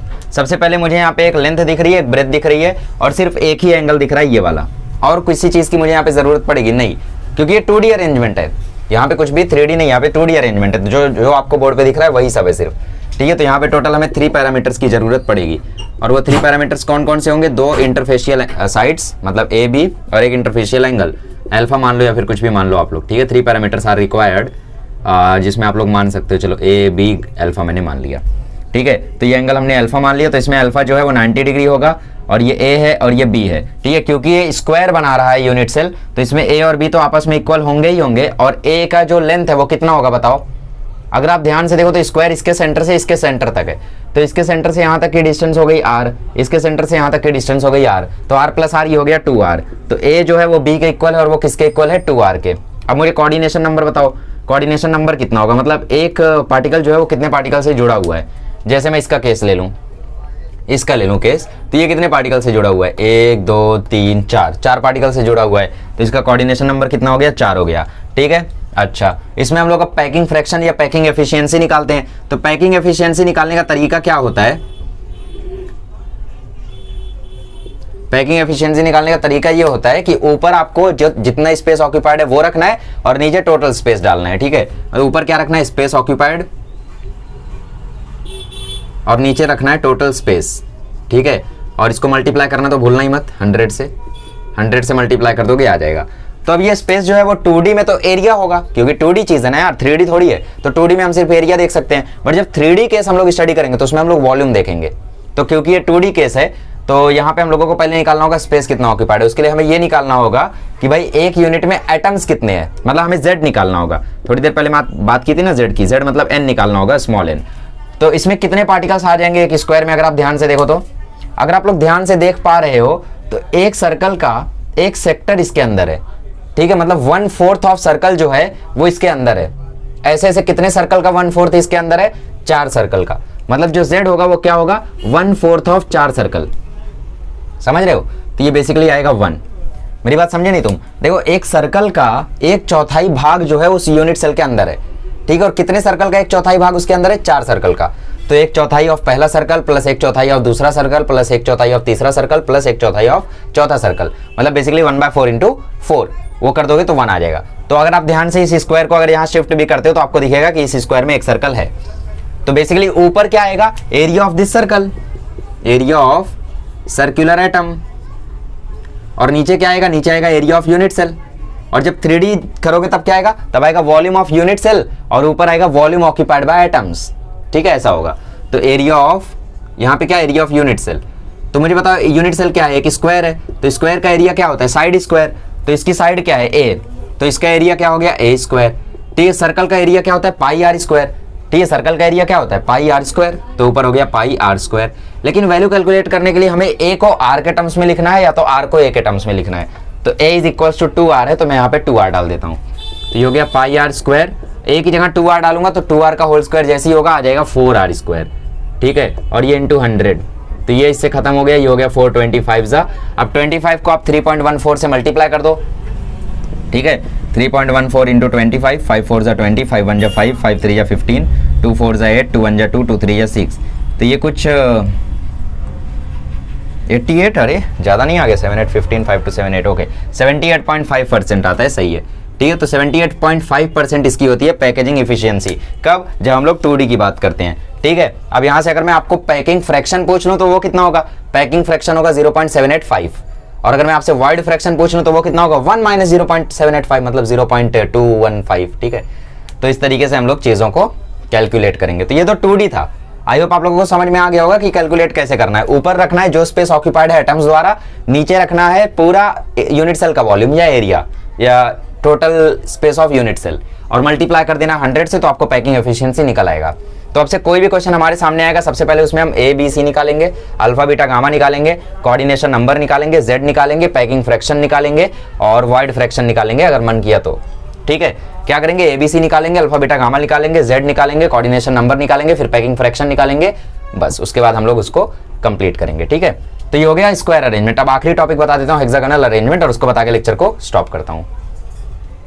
ये लास्ट टॉपिक स्टडी करते हैं, दैट इज हेक्सागोनल अरेंजमेंट। तो हेक्सागोनल अरेंजमेंट में मैंने आपको बता ही दिया क्या होगा, क्या होगा, हेक्सागन बनेगा जो यूनिट सेल होगा वो। ठीक है, कैसे बनेगा देखो,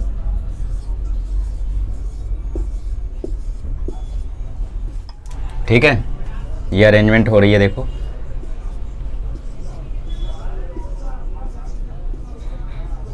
मतलब बेसिकली दो सॉलिड्स के बीच में आप जब दो एटम्स के बीच में आप एक एटम डालते हो तो वो हेक्सागोनल अरेंजमेंट में आता है। ठीक है, इस तरीके से अरेंजमेंट होती है। तो अगर आप लोग ध्यान से यहाँ पे देख पाओ तो आपको दिखेगा कि हेक्सागन बन रहा है। ठीक है, ये देखो, हेक्सागन में 6 साइड्स होते हैं, 2 3 4 5 6। दिखा हेक्सागन? ओके, अलग पेन से बनाना चाहिए था, I am sorry for that. मैं इसकी शेडिंग कर देता हूँ।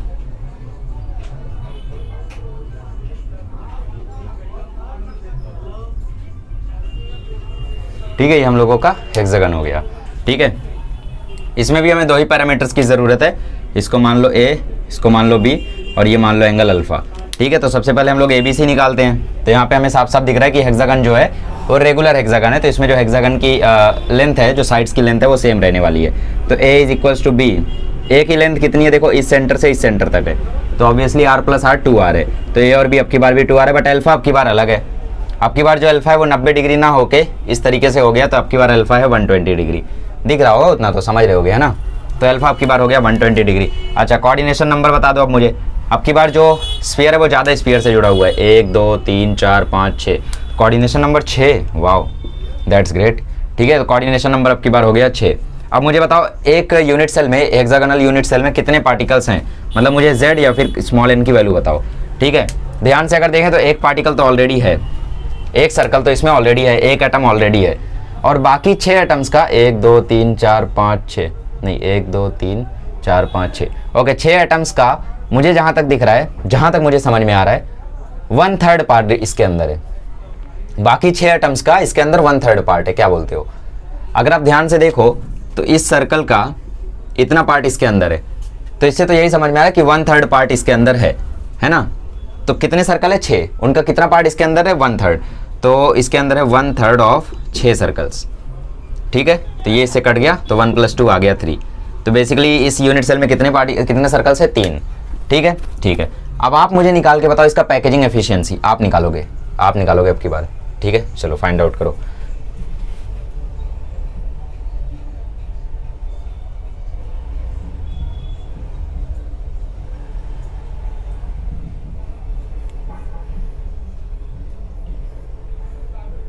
चलो देखो, अभी मैं कैलकुलेट करता हूँ, वैसे कैलकुलेट नहीं कर पाए होगे तुम, मुझे पता है, क्योंकि तुम्हें एरिया ऑफ रेगुलर हेक्सागन पता ही नहीं है।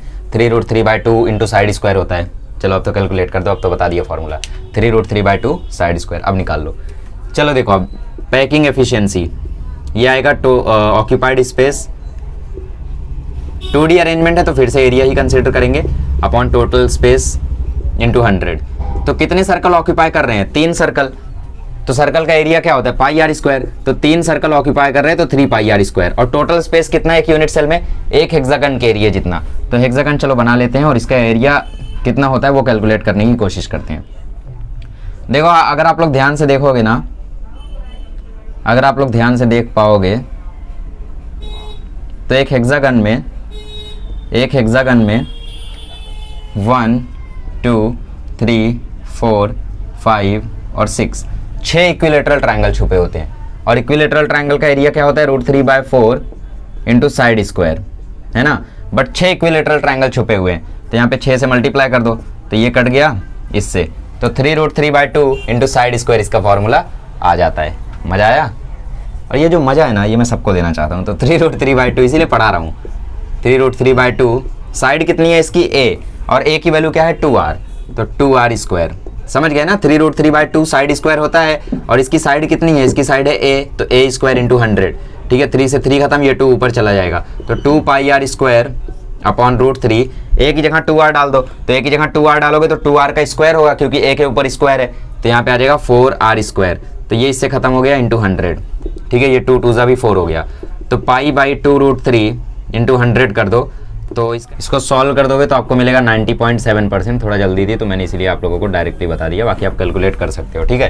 तो 90.7% होती है इसकी पैकेजिंग एफिशिएंसी। और अगर मैं इससे आपसे पूछूं कि भाई पैकेजिंग फ्रैक्शन बताओ कितना होगा, तो 0.907, वाइड फ्रैक्शन बताओ तो 0.093, ठीक है। तो आई होप आप लोगों को क्या करना है आगे चल के वो आप लोगों को थोड़ा आइडिया मिल गया होगा। अब अगले लेक्चर में मिलेंगे तो हम लोग डिस्कस करेंगे सॉलिड यूनिट सेल के बारे में, सिंपल और क्यूबिक में बॉडी सेंटर्ड है ना, मतलब और भी टाइप्स है, बॉडी सेंटर्ड, फेस सेंटर्ड, जो भी टाइप्स हैं उनको हम लोग डिस्कस करेंगे। और उसके बाद फिर हम लोग अलग अलग सॉलिड्स के, जैसे सिंपल क्यूबिक यूनिट सेल हो गया, उसके हम लोग पैकेजिंग एफिशिएंसी निकालेंगे, ABC की स्टडी करेंगे। तो ऐसा धीरे धीरे हम लोग सब कुछ सीखेंगे अगले लेक्चर में, ठीक है। चलिए मिलते हैं अगले लेक्चर में, थैंक यू सो मच।